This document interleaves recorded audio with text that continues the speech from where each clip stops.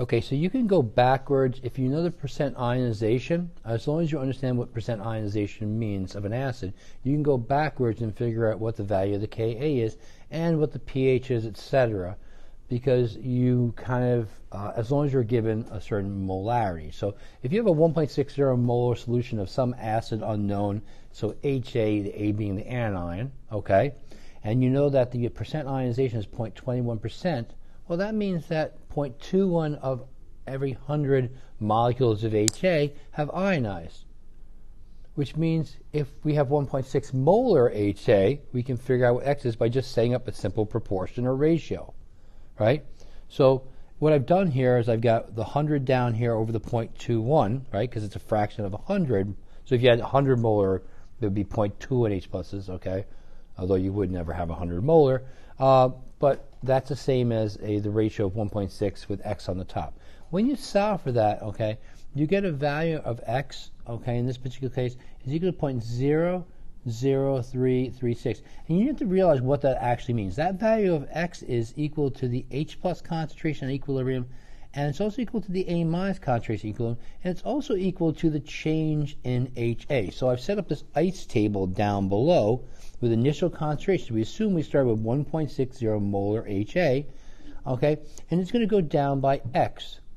And the values of H plus and A minus are going to go up by X. So we can say at this point, when we get the equilibrium, right, the equilibrium line, but basically this is 1.60 minus X, this is X, and this is X. But now we know the values, so we can actually plug this in and determine the value for the Ka. So our Ka expression is just going to be the same thing as usual. It's going to be what X is, which is 0.0036, but it's going to be 0.00336, and that's going to be squared because it's times itself. On the bottom, we're going to have basically 1.6 minus 0.00336. And that gives us a Ka value, when we do the actual math here, of 7.07 times 10 to the minus 6. But be aware, we could also be asked other things, like you could be asked for the pH, right? So if I had to figure out the pH, well, I've got the H plus concentration, don't I? So I can take my log function and do 0.00336 times that and put it in parentheses. And that gives me a pH of, the pH is actually equal to 2.47. I could also figure out what the pOH is just by subtracting from 14. So, you know,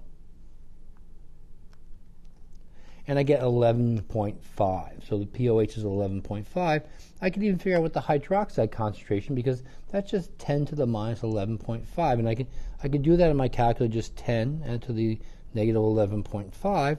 And that gives me a value of the OH minus concentration, which is nowhere to be seen in that expression, okay, because I'm kind of using the kW water, is equal to 3.16 times 10 to the minus 12, which is a really small value, but that's what we expect because we have a pretty acidic pH here, so we're going to have not a lot of these hydroxides.